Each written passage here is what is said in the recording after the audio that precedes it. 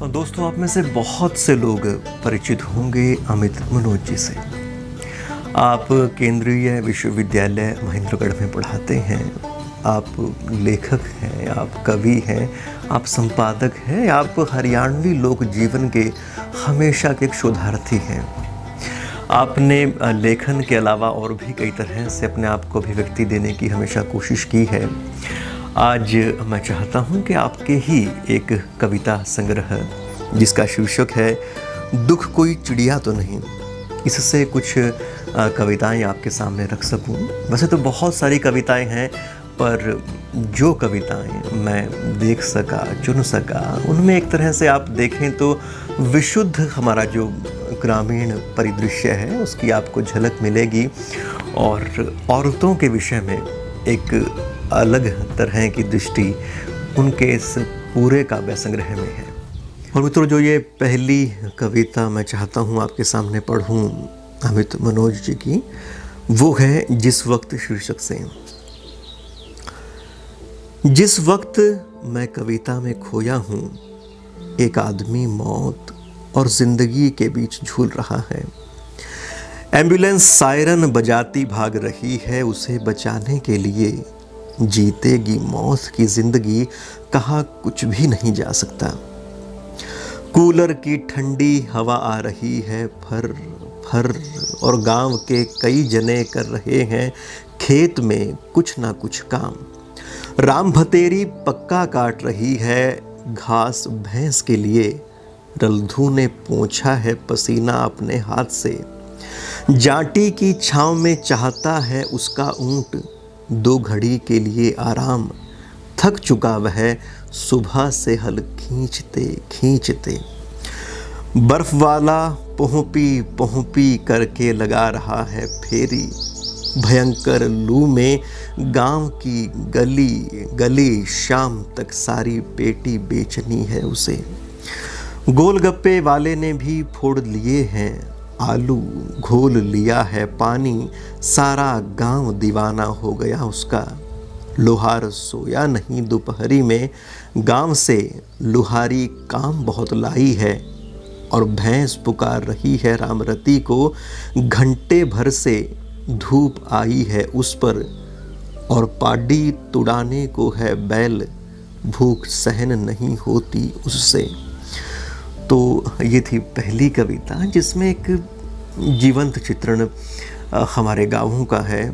कुछ बिंब आज भी ऐसे ही दिखते हैं, कुछ बदल चुके हैं और कुछ बदल रहे हैं। गांव में मित्रों बहुत बड़े बड़े मसले जो दुनिया के हैं उनका शायद उतना फ़र्क नहीं होता जितना उनके भैंस का, उनके पशुओं का, उनके खेत का उन्हें फ़र्क पड़ता है। वो उनकी ज़िंदगी को प्रभावित करते हैं।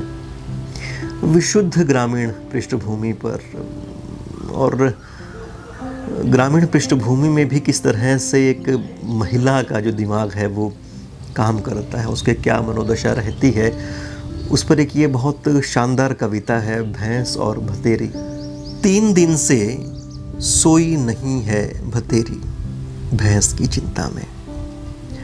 डॉक्टर आता है और चला जाता है दवा देकर भैंस के ठीक होने की। भतेरी देखती है हर वक्त भैंस की तरफ, कब वह जुगाली करे तो हंसे उसका भी कुनबा।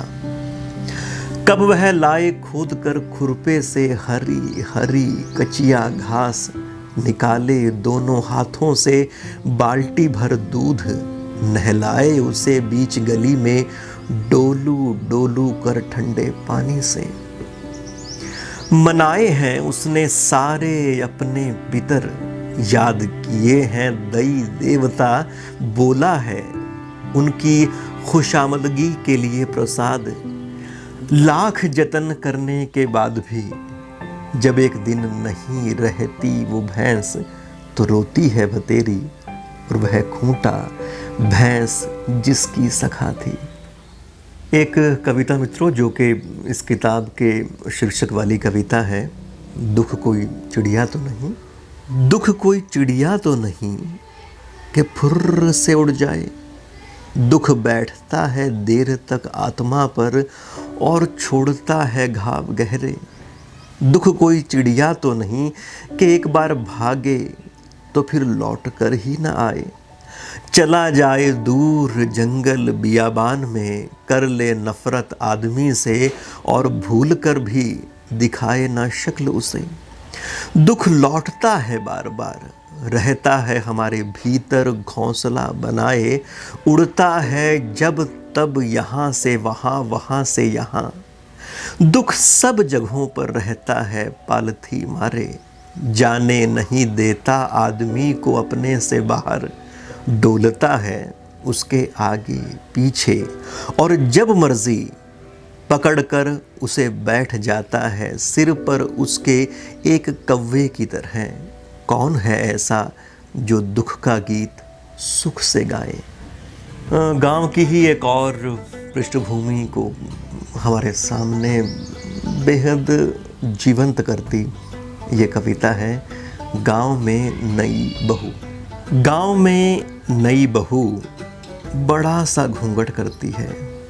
गांव में नई बहू बहुत कम बोलती है। गांव में नई बहू बड़ी बूढ़ियों के पांव दबाती है। गांव में नई बहू शर्मा शर्मा के रहती है। गांव में नई बहू यहाँ वहाँ सासू ननदों के साथ जाती है।